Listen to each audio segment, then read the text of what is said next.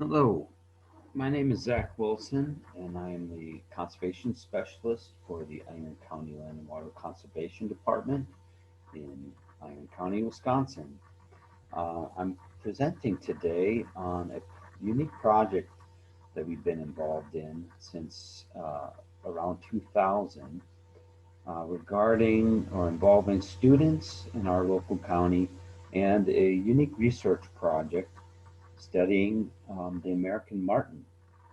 I've been asked to present, and I'm happy to share some of my information. Now, the Marten status in Wisconsin and its story is very vast, and there's lots of moving parts, and it's really a fascinating story. And unfortunately, with the little bit of time that I have today, I won't be able to get into all of the unique facets of the project, but I will share a little natural history from my perspective and a little bit of what we've learned here in Iron County about martens. We started looking at martens in 2007, and we continue now each year all the way up to 2020. But the project has changed significantly over the last 10 years or so, and we're looking at studying this animal non-invasively now through tracking surveys and camera work. But in the beginning of our project, we actually caught animals and radio collared them and followed them through the forest. So it was a pretty unique project and a wonderful partnership with the Wisconsin DNR and the Great Lakes Indian Fish and Wildlife Commission and a whole slew of other folks, some grad students, some master's students, and doctorate students even were participating in our project. But I'll get into the natural history a little bit about martens. They're just a beautiful, fascinating creature. Um, the scientific name for this animal that we have in North America is Martes americana. That's the American marten. And like many, in the beginning of our project, I was using the common name pine marten, and it wasn't until the Jim Woodford, the Wisconsin DNR biologist, that was really a huge part of the Marten reintroduction project here in Wisconsin and the Marten recovery plan, um, came up to me at a public event once where we had my students and I had a display table out showing our project, and we had pine marten written on there. Underneath the pine marten, we had the correct Martes americana, but it dawned on me, and Jim educated me nicely and said, well, pine martens are actually not found in North America. We have American marten, Martes americana. And from that day forward, I changed my tone, and a big part of our education is to get the right data out there for folks. And um, pine marten is actually a European species. There's a variety of species out there in the Martes Guild, and it's important to talk and speak and educate folks correctly on some of the unique species throughout the world. And believe it or not, we don't have pine martens. We have American martens. And one thing that I think is really important about this point is when people hear the word pine, they often think about maybe the habitat that animal lives in and how pine maybe represents a pine forest, and which would have white pines and red pines or jack pines. And that's not necessarily true for martens, especially here in Wisconsin. So from now on, use the word Martes americana or American marten. Um, it's a unique family, the Martes Guild and group, and there's a variety of different species of Martes all around the world. And they're really fascinating, all in its own way.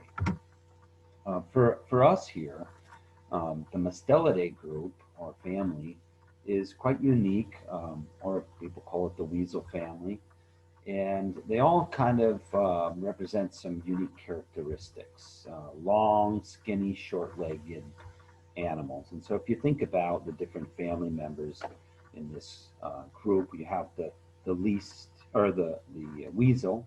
There's three types of weasels: the least weasel, the short-tailed weasel, and the long-tailed weasel, of which in northern Wisconsin here we have the short-tail and the long-tail. The least is a very southern species. The badger, mink, river otter, uh, and fisher is probably more often confused with martens. Fisher and mink probably are the two that are maybe looked at this most the same. I threw in here a picture of Wolverine, which we don't have in Wisconsin here, but it's the largest of that Mustelidae family. Um, Martens are quite unique in their color and physical look. They're about the size of a house cat, uh, 1.5 to 2.5 pounds is the range. Males are larger than the females. They have this beautiful thick fur, soft fur, brown to dark chocolate color, um, with this really unique orange throat pattern. All of the animals that are in the Mustelidae family have 5 toes, so they have big feet, really adapted to their environment, with their claws and their furry feet in the wintertime. They have a really light colored face, like a cat, small, short ears, and these unique kind of dark lines near their eye line. Um, here's a great example of how white that face can be here, and those dark lines, and this really orange, like a red fox orange colored throat pattern. And each individual can display a different pattern of that orange, which is kind of unique. Those 5 toes have sharp claws, and those claws are good for climbing trees or catching prey. But in general, they're about the size of a house cat with pretty short legs and a long tail. Not as long as its cousin, the fisher, which has a really long tail. And this animal can be 4 to 15 pounds in size. Some can be quite large. I once caught an animal that was 58 inches long, so quite long, but darker, chocolatey in color. They don't have that orange throat patch. Sometimes they'll have a pure white throat patch, but they do have the same number of toes and a similar track pattern at times. But again, that long tail, and not as white in the face, I would say, in general. Of course, there are variations all the time. The unique thing about American Martens is their uh, adaptability to snow. So this light animal with this big 5-toed footprint actually really does well in deep snow, whereas its cousin, the fisher, being heavier, more of a southern species, um, uh, has a little harder time traversing in real deep snow. Hence why, as you go in North America, as you go north, you find more martens and less fishers present on the landscape. The marten really does adapt well to deep snow. They also have kind of a unique track pattern. All of the mustelids have a similar track pattern, but marten and fisher and mink and also otter have a really unique track pattern that we call the 2x bound. So it's two tracks that really are similar um, it, to each other, but size is a little different. So here in this example, you can see the right front foot moving forward, and then the left front foot just slightly behind. Well, those two back feet actually fall directly into those same patterns as the front two. So you get a 2 by 2 by 2 track pattern across the snow of the landscape. Really kind of unique. Also, martens are quite good at climbing and bouncing from canopy, treetop to treetop. They have these cat-like claws and they just grip that bark really well. And they just fly across from limb to limb across the top, chasing prey or escaping predators. Speaking of prey, they're opportunistic feeders, but they really do focus in on the small mammal population.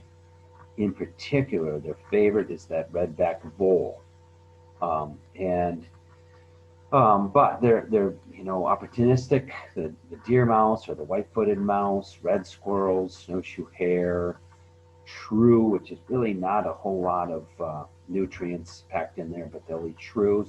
And I've even seen them raiding bird nests. And believe it or not, this was a gray jay that I found in northern Iron County, and the marten was raiding the nest, so possibly eating eggs.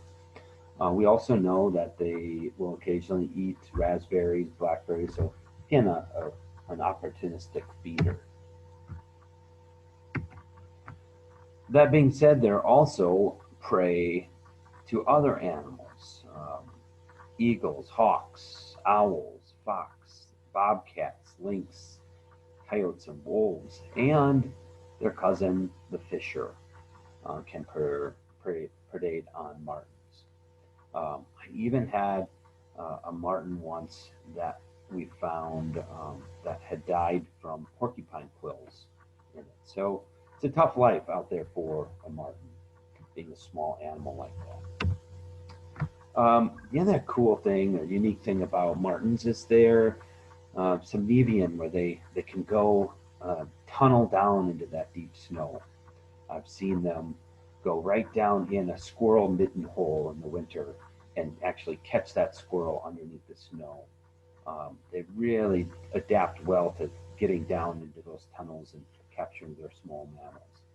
And often they'll spend a night under the snow in somewhat of a snow hut because it's warmer underneath that snow. The snow provides insulation. Quite a unique animal. Their breeding biology is also fascinating. They have what is called delayed implantation. So the kits are born around March and April. They're weaned at about 6 weeks and breed in June into July. So they're really unique. They have that delayed implantation. Their history in North America is fascinating in that they were quite abundant here in Wisconsin and in the Midwest, Minnesota, Michigan. You can see down in the Rockies, Sierra Nevadas, all the way up into Alaska and Canada. And research by Jackson, 1961, estimated that in Wisconsin we may have had one marten per square mile. So quite abundant here in Wisconsin in the north. They're a very, very important animal with the Anishinaabe, Ojibwe tribes. They're considered a clan animal. Wabaseshi, the warrior, the hunter, the provider. It's hard to explain in a few words how important this animal is to these tribes, to these Native Americans, but they're considered a very special animal and a clan animal, which not all animals are, so it has its own unique status. Here's a short little video explaining why maybe they were called the warriors. They're quite ferocious, aggressive animals. I actually call them the Tasmanian devils of the north.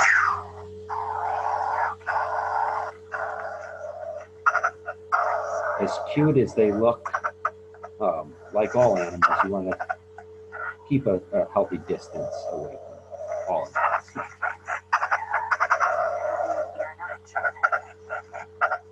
For being 2 to 3 pounds in size, they sure show their toughness.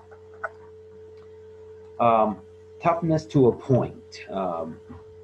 In 1800, we had those populations that were quite strong, like I had mentioned, maybe one per square mile. Um, they were quite common in northern Wisconsin. But as Europeans came, bringing traps and the fur trade happening between 1650 and the early 1900s, many animals were sought after for their furs.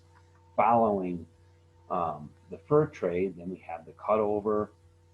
So with unregulated trapping and then habitat loss, it was tough times for many fur bearers. Kind of an interesting piece of research I have here is this is a packing list, a trading packing list by a French fur trader by the name of Victor Malliot, who was trading out of Lac de Flambeau in 1805. This is May 21st, 1805. And you can see down on the bottom here, they were trading 100 marten skins, a half a moose, 5 fisher, otters, lynx even. So they were quite abundant in northern Wisconsin. And of course, their fur is sought after because it's soft, it's warm, great for the winter. And it was a fashion trade in Europe, really crave that drew a lot of attention to North America and the fur trade. As a result, a lot of our fur-bearing animals had some tough times, as I mentioned. The legal status currently for American Martens in the U.S. is not endangered. However, each state has its own kind of threatened, endangered, or even trapping and regulated trapping seasons. But for us here in Wisconsin, they still remain as an endangered species. In fact, they were put on the endangered species list in 1972 and were believed to be extirpated or locally extinct by 1925. In fact, in 1921, there was a trapping ban on martens, and by 1925, it was believed to be gone completely. And that is the current status today. They are endangered. Our populations have had some growth, but it's a species still of concern that we have, and we're a lot of us are interested in seeing this animal recover and are doing a variety of different research projects to try to understand what maybe some of the struggles are that they might be having. Um, a complicated reintroduction history or recovery plan, but it started in 1953 with the first animals being kind of released, and they were released in on an island actually in the Apostle Islands, Stockton Island up by Bayfield and Ashland. And animals were released in 1953. However, all of them have been believed to not have survived. Um, since 1953, all the way through up until 2010, a whole variety of reintroduction efforts had occurred. There were 3 main areas where animals were released: the Chequamegon and Nicolet National Forest. Multiple agency partnerships were involved. The U.S. Forest Service, the Great Lakes Indian Fish and Wildlife Commission, and the Wisconsin DNR were involved in the reintroduction efforts. The the arrow here states where Iron County is, and I put this in here because I feel like Iron County is an important part of connecting these populations of marten, and it's something that my students and I have worked on trying to understand where Iron County fits in all of this. The Chequamegon National Forest populations are one of the populations that we feel are maybe struggling the most, whereas the Nicolet National Forest population seems to be the one that is surviving the best that we know of at this point. Um, Kind of an interesting map here that shows a variety of different genetics that were part of the reintroduction effort from Montana, British Columbia, Colorado, Minnesota, Ontario, the UP. So fascinating kind of mixture of different animals that were brought to Wisconsin and released in hopes that would establish a breeding population and a stable breeding population.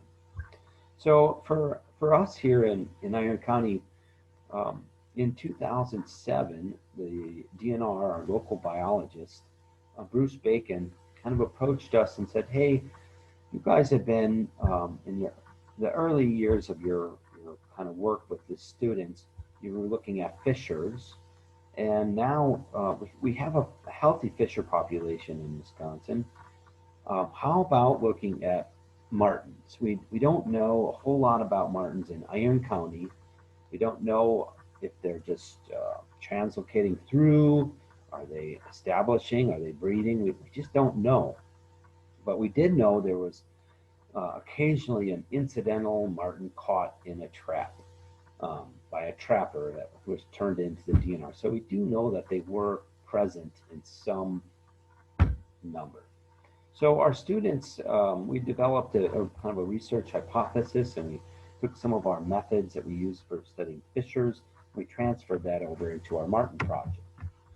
And some of those things were also done by other agencies, Wisconsin DNR, Great Lakes Indian Wildlife Commission, Fish, and they are very similar. And one is gathering citizen input. It's really important to communicate with the public, because if you're out hiking or cross-country skiing or trapping or hunting, you may have come across one of these animals, and to get that information back to the DNR is quite valuable. And the first thing we did was we actually went to a local trapper in Iron County, and we asked him, hey, have you seen any marten? And he said, yes. In fact, last year I just released one from my weasel trap, unharmed, right over here.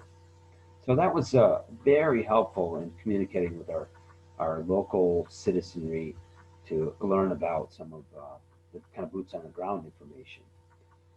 Conducting snow tracking surveys is also very important. As I mentioned, they have a unique track pattern. Even in the early days, we did DNA hair snare sampling, where we looked at hair collected by these snares, unharming the animal, just plucking out some hairs, looking at the DNA, see if their presence or absence. And then most recently, the use of trail cameras or game cameras have been really helpful in helping us determine marten individuals, population. And then once we find a marten, just kind of looking at what kind of habitat they live in, and then collecting weather data.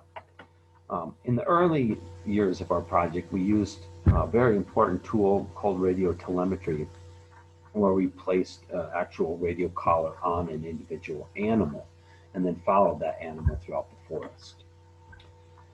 But like I said, trail cameras have been quite helpful.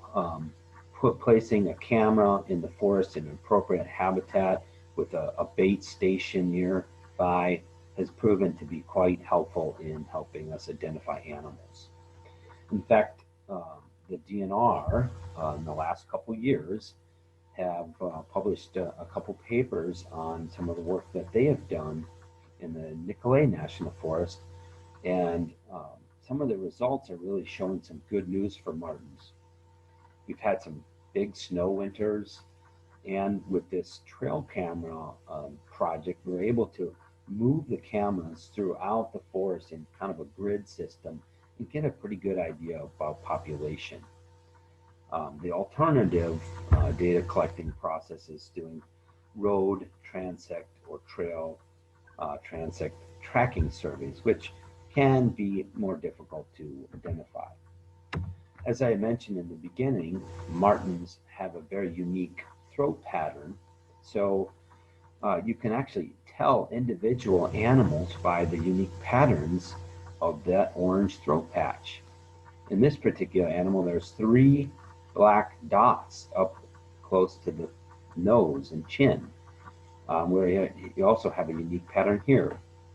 And these kind of platform bait stations with a camera set there can be placed out in the forest and can be quite helpful in helping us determine population. Also, its cousin, as I mentioned before, can be a hindrance of martens. They can compete on the same food, and also fishers can predate on martens. And so having the presence and absence of both of these animals tells us a lot about the population and the survival rate of our marten. This is a photo that I had in the early days of a marten with a collar, a white collar on there, so I can tell individuals, versus a marten that is uncollared. So it's quite unique and kind of fun to have out there. Technology has also allowed us to make videos at some of these bait stations. Here's a neat little video of one of our martens wearing a radio collar. And they're quite curious animals. They tend to, in fact, my first marten I ever saw was in Minnesota on the porch of a cabin I was staying at, and they're more curious. We've also found that they can move more. They tend to move more during the day, or they're diurnal, much more than a fisher is. So occasionally you get the opportunity to see one. Once an animal is captured, if we do the radio telemetry project, we look at the sex and age of these animals. We give them a chemical immobilization to put them down for a little bit so we can examine them. And the animal is unharmed, but we look at the health, the throat pattern, whether it's a male or a female. We can sex it, we can age it by the wear and color of its teeth. And then we release it into the animal or into the forest. And like I had mentioned, we can then learn a lot about the habitat that it lives in. Again, the early days of our project, we used radio telemetry and mapping compass work, and we actually tracked these animals into the forest to look and study their resting site or den site. We call a tree or a snow tunnel where they spent the night a resting site. The breeding season only happens, like I said, during March and April, where they have a den. But these resting sites are really important for survival, for warmth. The Mustelidae family has got a high metabolism. They're moving all the time. They're burning energy all the time. And so finding a warm, safe place to spend the night or day is important in their survival. But looking at their habitat is quite critical. For management purposes and looking at protecting some of these marten habitats, if that's one of the areas where they're struggling. And each of our marten resting site locations were recorded with a GPS, and a forestry and stand examination was done at each site as well. So we can get a kind of a snapshot of the forest that these animals lived in. One measuring tool that foresters use is the basal area. So we actually collect it and get a statistical number that we can compare for all of the different resting site locations. And it's just kind of fascinating what these animals kind of taught us. One, here's an example of an area where we had 5 different martens over the years. Each color represents a different marten. And you can see that over many years of collecting these data points, that the martens chose a really unique kind of habitat. This is lowland cedar, or what we call a wet music forest.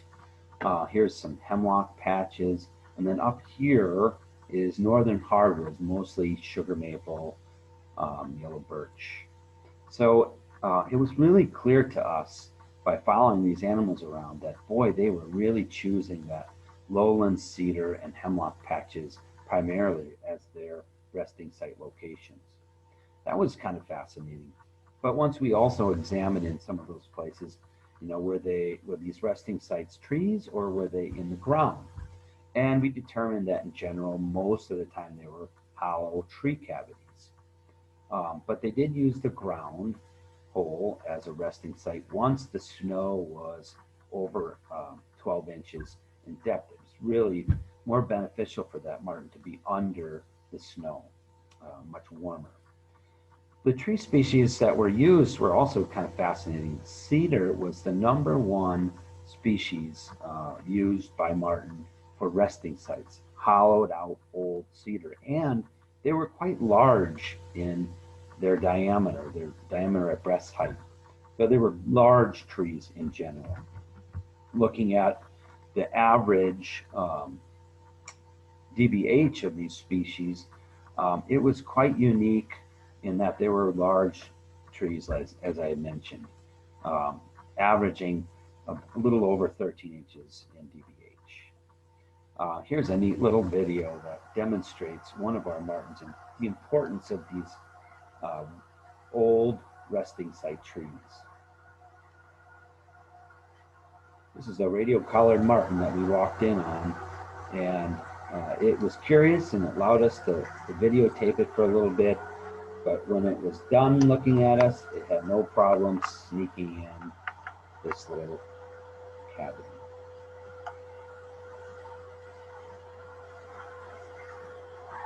They're just beautiful, fascinating creatures.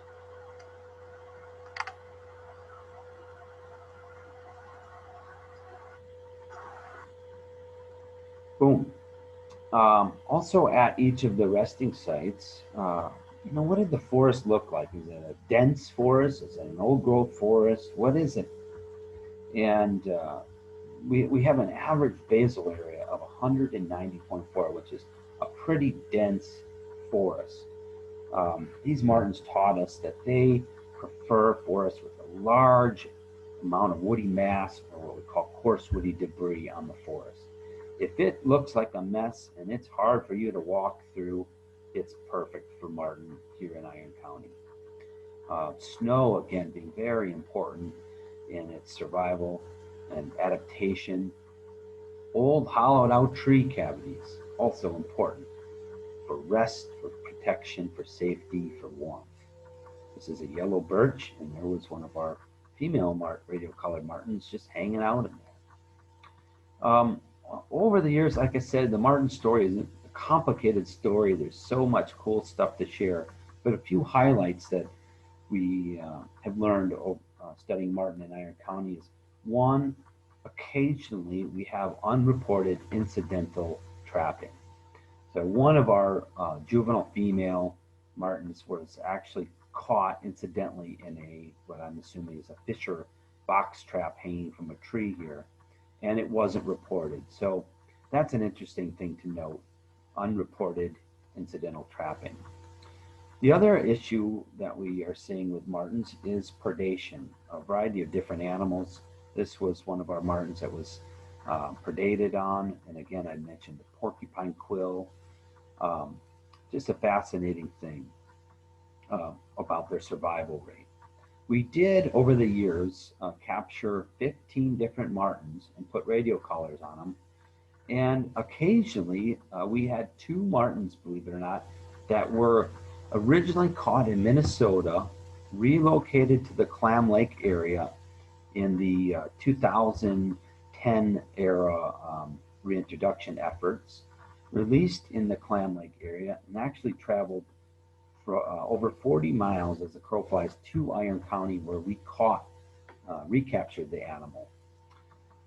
This animal in particular was fascinating in that it stopped and hung out with us here in 2008, and actually then traveled on all the way up to Lake Gogebic, and was caught in a conibear trap and killed in 2012. So over 100 miles of traversing the landscape. This was fascinating in that it kind of taught us about the movement of some of these animals after reintroduction.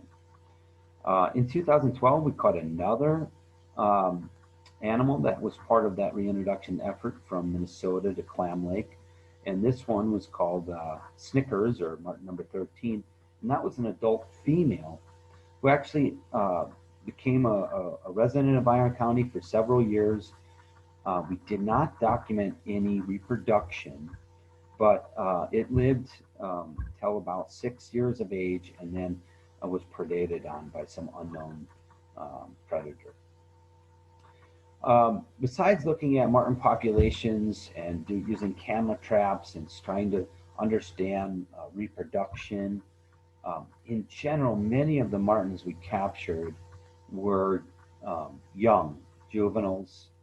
Um, Once they survived past a year or two of age, they seemed to survive okay. We had many animals that went 5, 6 years of age, but recruitment is one of the issues that we think we might be having in some of these areas. Habitat, recruitment, and having genetic augmentation and new genes coming into the gene pool is really critically important.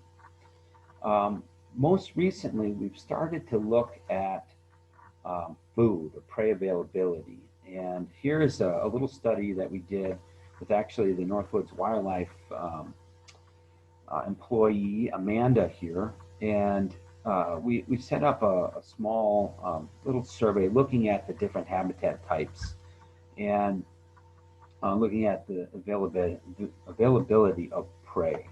And I know other researchers in the north are also looking into this, trying to figure out is there a lack of redback bulls or white-footed deer mouse or what have you. So more to be learned and more to be studied and understood about these animals. The other thing that we think is quite important is forest fragmentation and hard edges. Martens prefer large forests with coarse woody habitat, protection, food, and shelter. And we think it's really important for wildlife managers and forestry to think about corridors protection and conductivity. It's really important to make sure some of these unique habitats that marten are choosing are they're able to connect to each other. And if you think about the populations between the Chequamegon and the Nicolet and the populations in the Upper Peninsula of Michigan, Iron County is that important corridor connecting those. It's very important not to manage our forests where we have island populations, because every time an animal crosses that prime habitat, it's at risk of being predated on. And the other big issue to think about is climate change. Northern Iron County is a very snowy place, probably the deepest snow in Wisconsin. And with some of our variability in weather and climate these days, we're really seeing this zigzaggy approach, but in general, a decline in the overall amount of snow in the landscape. So we're concerned, and we're looking at snow as a factor for survival rate as well. Again, it's a complicated story. It's very fascinating animal. I encourage you to investigate and maybe participate, but be aware of where you live and look for marten. And if you see marten tracks or evidence of a marten while you're hunting, please report it to the DNR and help us collect information so we can better understand the population of this animal. For Iron County, we've noticed a big flip from the early days of the project, where we had more marten than we had fisher, to most recently a total reversal where we have more fisher than we have marten. And we're seeing this change kind of happening over time. In general, for us, we see about 3 to 4 fisher, or 3 to 4 marten annually in Wisconsin, or in Iron County, which is not a real big healthy population. So hopefully we'll be able to continue our project and learn more about these animals and kind of maybe more why they're struggling. In general, we have identified some of these areas where marten range exists. There is a new kind of a fun research project happening out on the Apostle Islands, where we are finding several of the islands out there have quite high density of marten on them, which is a whole nother story to be told. In general, we found 25 martens since the beginning of our project in Iron County, and we're going to continue on learning about this animal. Thank you for your time, and if you have any questions, feel free to contact me at the county or your local biologist. And during these very interesting and trying COVID times, just remember to stay 2 fishers apart.